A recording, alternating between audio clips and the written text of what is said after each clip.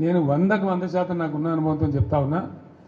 మనం ఏం పెద్ద గొడవలు బట్టి కొట్టేది లేదు, గడపలు బట్టి తవ్వేది లేదు. పార్టీని పెట్టుకొని ఉంటే చాలు, టార్చ్ లైట్ పెట్టుకొని ఉరికెత్తారు మళ్ళీ మన దగ్గరికి. ఎక్కడికి పోతేరా నాయన అని చెప్పి ఆటోమేటిక్గా జరుగుతుంది. ఇవాళ రేపు ప్రజలు మునుపటి లెక్క గొర్రెల లెక్క లేరు. వీళ్ళన్నీ తీసేస్తున్నారు. ఇప్పుడు యాదవుల గొర్రెలు తీసేస్తున్నారు. వాళ్ళు డిపాజిట్ కట్టలు డబ్బులు వాపసిస్తున్నారు. చేప పిల్లలు బంద్ పెట్టిండ్రు, ఫీజు రియంబర్స్మెంట్ బంద్ పెట్టిండ్రు. ఎన్ని రోజులు ఒప్పుకోడతారు ప్రజలు? వాళ్ళు చూస్తారు, టైం దాకా చూస్తారు. ఉన్నాయన్నీ ఎత్తేసి మేము 1, 2 ఇస్తామని 2, 4 ఇస్తామని నరికి అసలు మోసం తెచ్చినట్టు ఉన్నాయే పీక్ పారైతే ఇదేం అన్యాయం అని చెప్పి తప్పకుండా ఆల్రెడీ ఆలోచన చేస్తున్నారు. ప్రజల్లో తిరుగుబాటు ధోరణి వస్తుంది.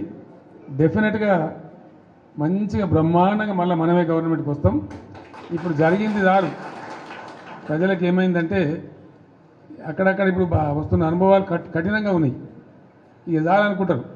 మళ్ళీ తప్పిపోయి కూడా కాంగ్రెస్కి ఏతరా బాబు అనేటువంటి అభిప్రాయానికి వస్తారు. కాబట్టి మనకి ఏం ఇబ్బంది లేదు. ఇప్పటిదాకా జరిగింది కూడా బీఆర్ఎస్ విజయగాథనే. ఈ పీరియడ్లో కూడా మనం పనిచేస్తూ ఉండాలా, తోచినంతలో ప్రజలు ఎంబడి ఉండాలా, ప్రజల సమస్యలలో వాళ్ళు ఎంబడి ఉండి పోరాటం చేయాలా. మీకు ఏదైనా మంచి చెడ్డ అయితే పార్టీ చూసుకుంటుంది, పార్టీ మీకు అండదండగా ఉంటుంది.